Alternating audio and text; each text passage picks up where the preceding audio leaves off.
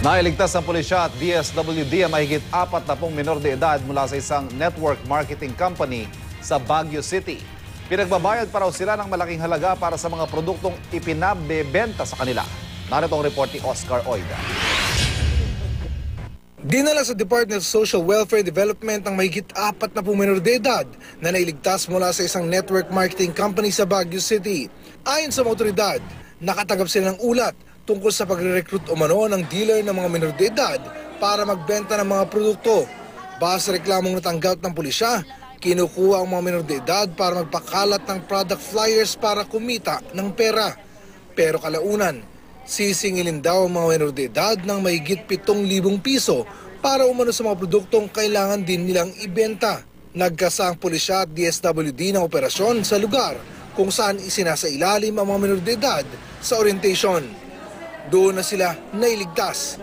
Ayon sa ilan sa kanila, napasama lang sila sa orientation matapos ikayatin habang naglalakad sa Session Road. Sinabihan pa raw sila na kung may darating na mga pulis, dapat daw sabihin ng mga menor de edad na 18 years old na sila.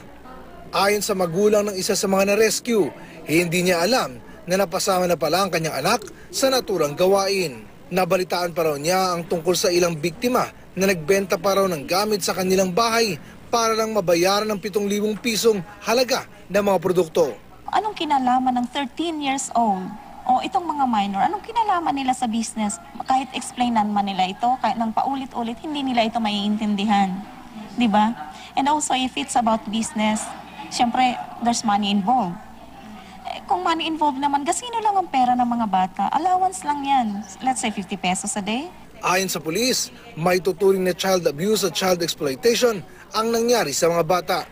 Yes, that is illegal. The mere fact na nire-recruit mo magtrabaho yung mga minor de edad, violation ng batas yun. Wala pa ring pahayag ang sinasabing nag-recruit sa mga menor de edad. Para sa unang balita, Oscar Oida, reporting.